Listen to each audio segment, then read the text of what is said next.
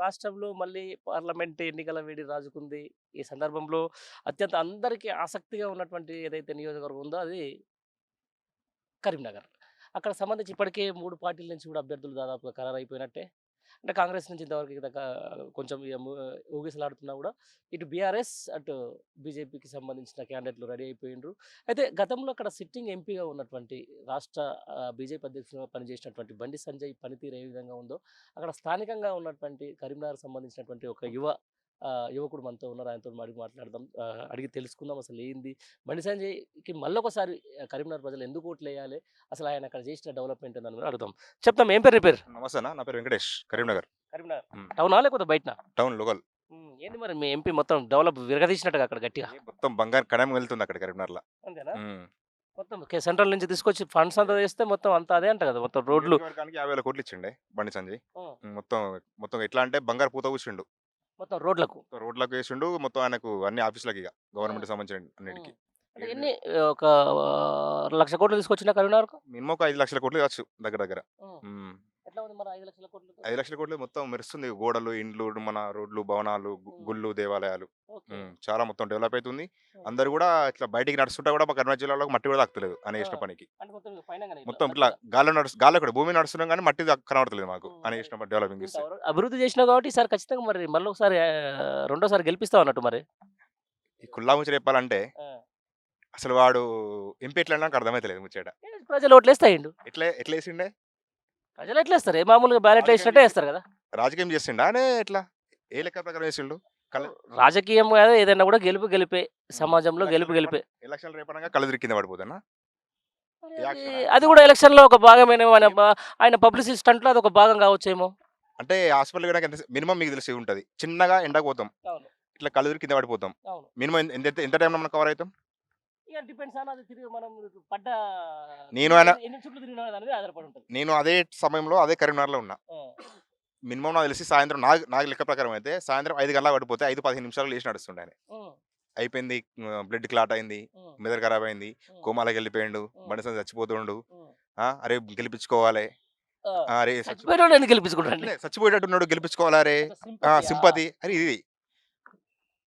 10 ఏళ్ల government BRS party చేసిన developing పక్కబెట్టి 2018లో corporator గెలవనోడిని తీసుకొచ్చి ఎంపీ పెట్టి కార్పొరేటర్ నిజంగా గెలవలేదా? గెలవలేదక్కడ. ఓడిపోయిండా? ఓడిపోయాడు.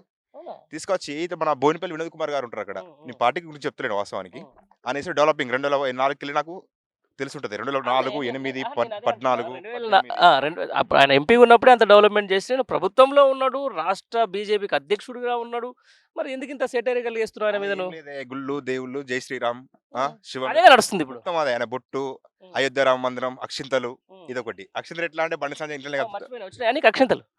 నాకైతే అక్షింతలు వచ్చినాయి. కానీ వీళ్ళు ఏం చేసిల్లంటే బండి సంజయ్ ఇంట్లోనే కలపంగానే నేను చూసిన వాస్తవానికి. ఓకే. అది. ఆ రామ మందిరంకెళ్ళి వచ్చినట్టు నాకు డౌట్ వస్తుంది. హ్మ్. ఆ హ్మ్. అంటే మనం దేవుడిని కించపరిచినట్టు కాదు. అవును. దేవుడిని కించపరిస్తే మనకు ప్యాకెట్ రావాలి. నేను ఒకసారి పోయినా. హ్మ్. మా ఫ్రెండ్ చెప్తుండే, "ఏం రా బాయ్ ఇట్లా వస్తున్నారంటే" "ఏం లేదు అన్నీ అయిపోయినాయి. ఏదో బండి సంజయ్ ఇంటికాడనే ఇట్లా హ్మ్. సన్న సాంబార్ మైస్ తెచ్చినాము. ఇంత పసుపు, కుంకుమ కలిపినాం. ప్యాకెట్లు ప్యాక్ చేస్తున్నాం" హ్మ్. అని చెప్తాడు. అంటే హ్మ్. దేవుని పేరు చెప్పుకొని రాజకీయం చేయదురా బాయ్ అంటే, మా బండి సంజయ్ అంటేనే దేవుడు. హ్మ్. ఆయన చేస్తున్న రాజకీయం అన్నా లేకపోతే దేవుళ్ళని పక్కపెట్టి రాజకీయం చేయమను. ఆ! బండి సంజయ్‌కి దమ్ముంటే ఆ! దేవుళ్ళు కాదు వ్యక్తిగతంగా ఓన్లీ పొలిటికల్. హ్మ్. ఈ పాన్ పరాకులు ముచ్చట్లు, హ్మ్. దేవుళ్ళు, దయ్యాలు, శివ వెళ్తే నీకు, శక్తి వెళ్తే నాకు, శివ అనుకుంట అంటారు చూసినావా? అవునవును. శివ వెళ్తే మీకు, శివ వెళ్తే మాకు. హ్మ్. ఆ రాజకీయం కాదు. హ్మ్. కరెక్ట్ అయిన మొగోడు అయితే బండి హ్మ్. సంజయ్. హ్మ్. ర దేవుళ్ళు, మత రాజకీయాలు పక్కబెట్టి ఆయన హ్మ్. దమ్ముంటే కరెక్ట్ అయిన మొగోడైతే చేయమను. హ్మ్. ఆ! ఆయన కులం, నా కులం ఒకటే. ఓకే. ఆ! ఓకే. కులం కులం ఒకటే. కులం ఒకటే. మరి కులం కులం ఒకటున్నప్పుడు సపోర్ట్ చేయాలి కదా తమ్మి సపోర్ట్ నువ్వు? ఎట్లా చేస్తాం భయ్? ఆ! ఇజ్జత్ తీసేటట్టు ఉంటాడు ఆయన. మంచిగా కులం అంటే ఎట్లుండాలి? ఆ! మంచిగా రాజకీయం చేస్తే రాజకీయం మంచిగా చేయాలా? అవును. కులం వెళ్తే నీకు ఆ! ఆ! మొన్న పొన్నం ప్రభాకర్ ఉన్నాడు. ఆ! అంటే ఆయన ఇప్పుడు ఆ! ఉస్నాబాద్ మర్చిపోయాను నిజంగా. పున్న ప్రభాకర్ గురించి. అసలు ఈడ ఏదో ఆడ బీజేపీకి సంబంధించి కాంగ్రెస్ సంబంధించి విపరీతమైన పోటీ ఉన్నట్టు. పోటీ నడుస్తుంది. అసలు నువ్వు జోరుగా మొగాడివా? నేను మొగాడినా? మొగాడు ముచ్చట నువ్వు కాదు. గెలవాలనా? మొగాడు. నేను గెలవాలనా? అని చెప్పేసి ఇద్దరు ఒకటే పెట్టుకుంటా ఉన్నారు. నువ్వు రాజీనామా చేస్తావా? నేను రాజీనామా అది చేస్తా కాడికొచ్చింది. ఎట్లొచ్చిందంటే ఉస్నాబాద్ కాన్స్టిట్యూన్సీలో బండి సంజయ్ తిరుగుతుండు. హ్మ్. తిరుగుతుంటే ఆయనకు సంభాషణ వచ్చేసి వీళ్ళిద్దరికి వచ్చి అంటే అదే ఇక్కడ ఇక్కడ పొలిటికల్ భయపడి డిస్కస్ ఉంటే ఆ! ఇక్కడ భయపడి అక్కడ ఇస్తుండా అంటే మన పున్నం ప్రభాకర్ ఎక్కడ మనిషి అంటే డాక్టర్‌ని అడగాలి పోయి నర్స్‌ని అడగాలే పున్నం ప్రభాకర్ వాళ్ళ తల్లి ఎవరు అని అడుగుతుండు. హ్మ్. అంత ఎందుకు వానికి బండి హ్మ్. సంజయ్‌కి బరాబర్ అంట. అవును. చేస్తే రాజకీయం చేయాలి. ఇక ఇంట్లో ఉన్న ముసలోళ్ళు, ముడిగోళ్ళు, అక్క చెల్లెలు ఉంటారు. మనకు ఉంటారు కదా! అవును. వాళ్ళ తక్కువ ఎందుకు వాడికి? అంటే హ్మ్. వ్యక్తిగతంగా ఇంట్లోళ్ళని తీసుకొచ్చి రోడ్ల మీద పెట్టుడు. ఏదో రాజకీయం చేస్తావు భయ్ చేయాలే. హ్మ్. అంతే. చిన్న పిల్లల మీద, పెద్దోళ్ళ మీద, అక్కలు, చెల్లెలు వాళ్ళతో మనకుంటారు. ఉమ్, చేస్తే రాజకీయం చెయ్యి. వస్తుంది. వాళ్ళు నువ్వు నీకు నీ తల్లి ఎవరో డాక్టర్ అడదామంటే అది ఎంత చిల్లర వ్యవహారం. అవును, అది కరెక్ట్ వాస్తవం. పద్ధతి కాదు కదా. అవును, అవును, అవును. అని బండి సంజయ్ కూడా చెప్తుండు నా తల్లితో సమానం అనుకుంటా. ఉమ్, ఆ?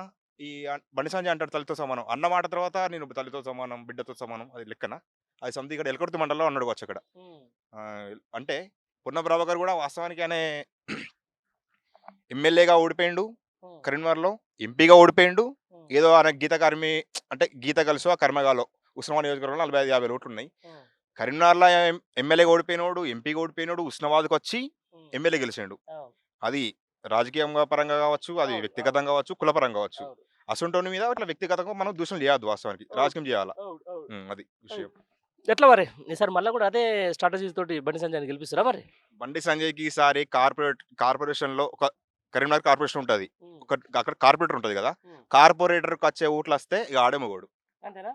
మరి మొత్తము చెప్తున్నాడు. అట్లా ఉంటుందా తమ్మి? అయితే గెలిస్తే ఈసారి సెంట్రల్ మినిస్టర్ అయ్యేటోడు అవసరం ఆయన ప్రధానమంత్రి నేనైతా అంటాడు. అట్లా అంటాడు.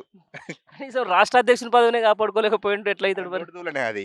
ఆ? నోటి దూల వ్యక్తిగత దూషణలు చేసుడు, దేవుళ్ళు, దయ్యాలు ఇదే రాజకీయం అనేది. రాజకీయం మా సార్ ఎట్లా తెలుసా? ఉమ్, మా సార్ అంటే మన ముఖ్యమంత్రి కేసీఆర్ గారు. ఉమ్, తెలంగాణ రాష్ట్ర తొలి ముఖ్యమంత్రి వర్యులు. ఉమ్. ఇంకా ముఖ్యమంత్రి తెలంగాణ దేవుడు కేసీఆర్ ఆయనే. ఆ, ఆ. ఓకే. రాజకీయం చేస్తే సార్లకి ఇవ్వాలి రాజకీయం. ఎవరు నన్ను ఇప్పటివరకు 10 సంవత్సరాలలో రాజకీయం చేస్తే ఏం లేదు, ప్రతిపక్షాలు కూర్చోబెడుతున్నారు ప్రజలు. ఇప్పుడు మా సార్ ఒకటే చేసిండు. ఆ, మా సార్ ఎవరు తిట్టలేదు. మా సార్ చేసిన తప్పేందంటే వాస్తవానికి ఉమ్, వీళ్ళందరూ వాళ్ళని తిడతారు, వీళ్ళని తిడతారు. మా సార్ కాదు మంచిగా పద్ధతి గల సార్ అవును, అని తెలుసు. ఆయనకు మినిమం ఒక 50-60 ఏళ్ళ రాజకీయ భవిష్యత్తు ఉంటుంది ఆయనకు. అంటే రాజకీయం ఉన్నది. ఉన్నది. అసలు కేసీఆర్ గారు ఎవరినితో ఎట్లుండాలి, ఎవరిని తిట్టద్దు, ఎవరిని తిట్టాలి, ఏ రాజకీయం అంటే ఎట్లా చేయాలి, ఎవరితోని చిన్నోళ్ళతో ఎట్లుండాలి, పెద్దలతో ఎట్లుండాలి, అది ఆయనకు తెలుసు. ఈ ఉమ్, పిచ్చి ఏం తెలుస్తుంది?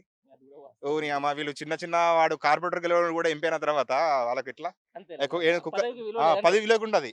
సరే, ఎట్లా ఉండబోతుంది మరి ఈసారి పార్లమెంట్ కు సంబంధించి కరీంనగర్ సెగ్మెంట్ ఫలితాలు?